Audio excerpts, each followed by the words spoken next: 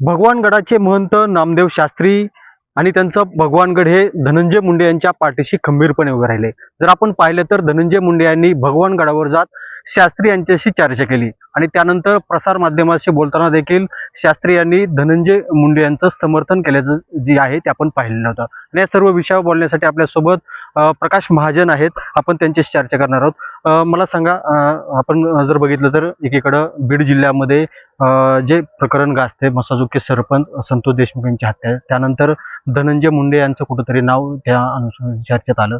आता एकीकडे धनंजय मुंडेंनी शास्त्रींची भेट घेतलेली आहे. भगवानगड त्यांच्या पाठीशी असताना पाहायला मिळते. काय नेमकं प्रतिक्रिया आहे? हे पहा, गेली काही दिवस प्रसार माध्यम धनंजय मुंडे यांना लक्ष करतायत. धनंजय मुंडेला अगदी म्हणजे तो त्या खुनात त्यांचा हात आहे इथपर्यंत आरोप करण्याने काही लोकांची मजल गेली. पण मला असं वाटतं की धनंजय मुंडे सारखा सुसंस्कृत माणूस असं कृत्य करेल याच्यावर मी विश्वास ठेवू शकत नाही. पण अलीकडं काही दिवसापासून एक ठरवून त्यांचा जो जुना पक्ष होता एकत्र राष्ट्रवादी पार्टी, त्या राष्ट्रवादी फुटल्यानंतर अजित पवार गटातले काही लोक म्हणजे अगदी माड्यामधले आमदार उत्तमराव जानकर ते स्वतः लोकप्रतिनिधी आहेत, धनंजय मुंडे लोकप्रतिनिधी आहेत, त्यांच्यावरती पुरुष वेश्या म्हणून असा आरोप करताय. म्हणजे तो पुरुषाचा तर अपमान करताय, पण जी स्त्री आपल्या पोटाची खळगी भरण्यासाठी वेश्या व्यवसाय करते त्या स्त्रीचा सुद्धा अपमान करताय. एवढे भान नाही की आपण कुणावर आरोप करतोय. या सगळ्या गोष्टीमुळे धनंजय मुंडे व्यथित झाले असतील नक्कीच. आणि एक व्यथित मानाने त्यांनी गडावर जर शास्त्रीजींचा आधार मागितला असेल, काही बोलले असेल, त्यात वावगं वाटत नाही. फक्त मला एवढंच एक असं वाटतं की असाच आधार एक काळ पंकजाला हवा होता.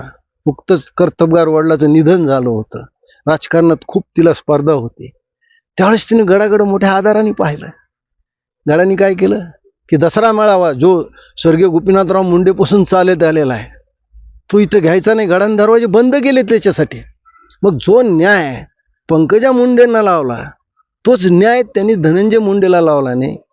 न्यायाचारी आहात आपण, न्याय देताना स्त्री आणि पुरुष हा भेद आपण केला.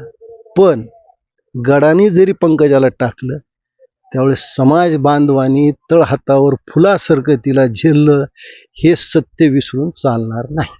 पण एकीकडे जर आपण बघितलं तर अगदी वाल्मिक कराडांचे आणि धनंजय मुंडे यांचे संबंध वारंवार असल्याचं आता समोर येतोय.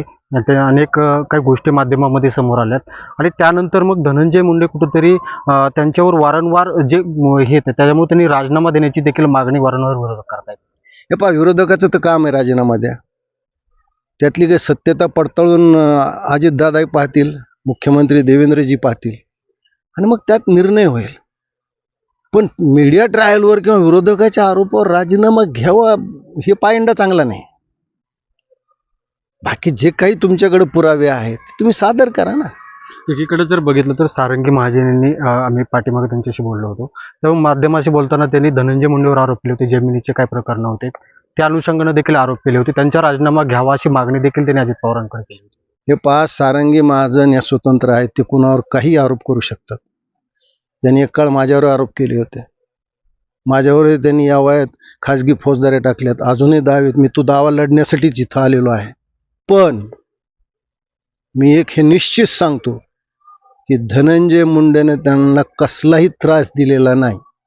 धनंजय मुंडे आणि पंकजा मुंडे या निष्पाप आहेत हे मी छातीटोकपणे सांगू शकतो. सारंगी महाजनचे आरोप निखलास खोटे आहेत.